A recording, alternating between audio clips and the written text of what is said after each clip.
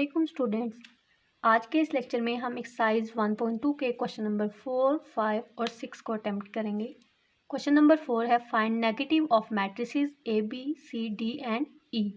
यहाँ पे आपको 5 मैट्रिसेस दिए गए और आपने इन मैट्रिसेस के नेगेटिव मैट्रिक्स फाइंड करने। स्टार्ट करते हैं। फर्स्ट मैट्रिक्स है ए और हमने इसका नेगेटिव मैट्रिक्स फाइंड करना है, तो हमने लिख लिया negative of A equals to, यहाँ पे आपने माइनस का साइन लगा दिया मैट्रिक्स के साथ, ये इसकी सिंबॉलिक रिप्रेजेंटेशन आ गई। अब जो मैट्रिक्स है उसके साथ भी हमने माइनस का साइन मल्टीप्लाई करना है, तो माइनस फिलहाल हमने मैट्रिक्स के बाहर लिखा।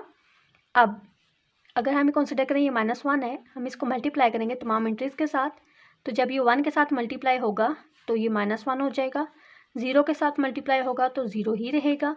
यहाँ पे लास्ट टर्म है -1, minus minus plus, that's why यहाँ पे +1 आ गया। नेक्स्ट मैट्रिक्स है बी। अब negative of B equals to -b और फिर हम फाइंड करते हैं माइनस और बी मैट्रिक्स लिख दिया हमने। अब इसकी जितने भी एंट्रीज हैं उनके आपने साइन चेंज कर देने। 3 था +3 था, हमने इसको -3 लिखा।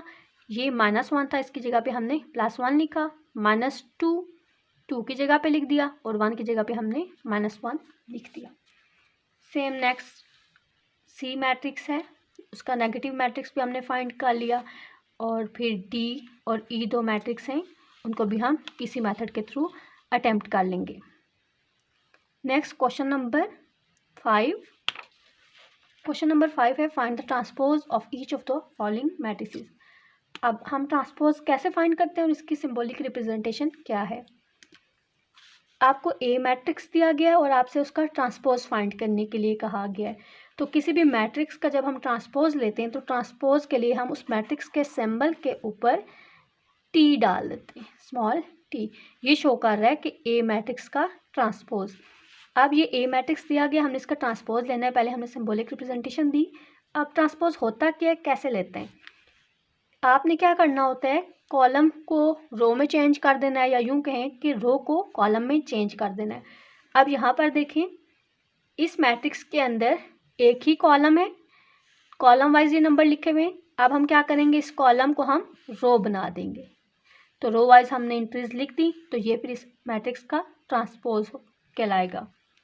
नेक्स्ट बी, इसमें एक ही रो है, तो हमने इस एक रो को फर्स्ट कॉलम बना दिया, तो ये अब बी का ट्रांसपोज हो गया।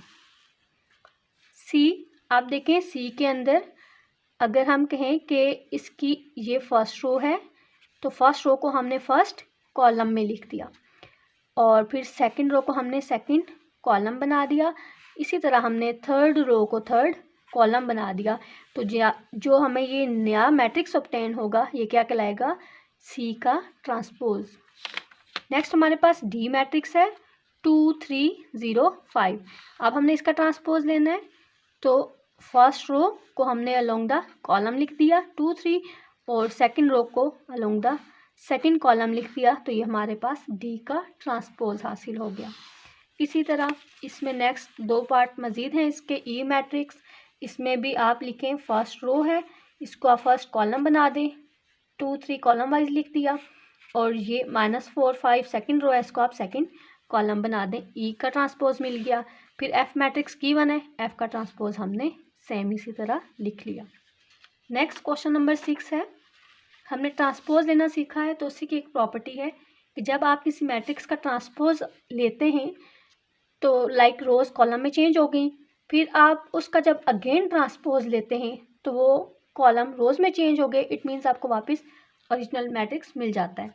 तो हम इसको करेंगे। अब ए मैट्रिक्स हमारे पास गिवन है, हमने ए का ट्रांसपोज लिया, फर्स्ट रो को फर्स्ट कॉलम में लिख लिया, सेकंड रो को सेकंड कॉलम में लिख लिया, तो ए का ट्रांसपोज मिल गया। फिर हमने इसके ऊपर अगेन ट्रांसपोज अप्लाई करना है, तो ये ए ट्रांसपोज का ट्रांसपोज लेने गया, और यहाँ पे भी इस मैट्रिक्स के ऊपर हमने ट्रांसपोज अप्लाई किया, तो यहाँ पे अभी हमने देखें एंट्रीज चेंज नहीं की हैं, सेम यही एंट्रीज रखी हैं, इसलिए हमने यहाँ पे ऊपर टी का सिंबल डाल दिया। फिर नेक्स्ट में हमने जब रोज चेंज कर दिए कॉलम में, तो अब सिंबल नहीं डाला। अब ये फर्स्ट रो थी, इसको हमने फर्स्ट कॉलम बना दिया 1 0, सेकंड रो थी 2 1, इसको हमने सेकंड कॉलम बना दिया। अब आप देख सकते हैं कि ये जो आपको मैट्रिक्स रिजल्ट में मिला है ये ए मैट्रिक्स ही है 1 2 0 1। सो ये इक्वल है ए के। अगर ये ए के इक्वल है तो इसका मतलब हुआ ए ट्रांसपोज का ट्रांसपोज इक्वल है ए के, और ये बात हमने वेरीफाई कर दी। नेक्स्ट बी मैट्रिक्स के लिए भी आपने ये वेरीफाई करना है। तो सेम हमने बी लिया, बी का ट्रांसपोज लिया, ये इसके ट्रांसपोज का रिजल्ट है। फिर हमने इसके ऊपर अगेन ट्रांसपोज अप्लाई किया, ये इसके ट्रांसपोज का रिजल्ट है जो कि इक्वल है वापस बी के। तो यहाँ से हमें ये बात शो हो गई कि बी ट्रांसपोज का ट्रांसपोज इक्वल है बी के। यानी किसी भी मैट्रिक्स का अगर आप 2 मरतबा ट्रांसपोज लेते हैं, लाइक किसी मैट्रिक्स के ट्रांसपोज का आप ट्रांसपोज लेते हैं तो वापस ओरिजिनल मैट्रिक्स के इक्वल आ जाता है। होप्स हो कि आपको ये वीडियो समझ आ गई होगी। इसके अंदर जो हमने 3 क्वेश्चंस अटेम्प्ट किए हैं उनकी समझ आ गई होगी। इस एक्सरसाइज के स्टार्ट के क्वेश्चन प्रीवियस वीडियो के अंदर मौजूद हैं। अगर आपको इस एक्सरसाइज से रिलेटेड किसी भी क्वेश्चन में कोई भी प्रॉब्लम हो तो आप ज़रूर पूछ सकते हैं।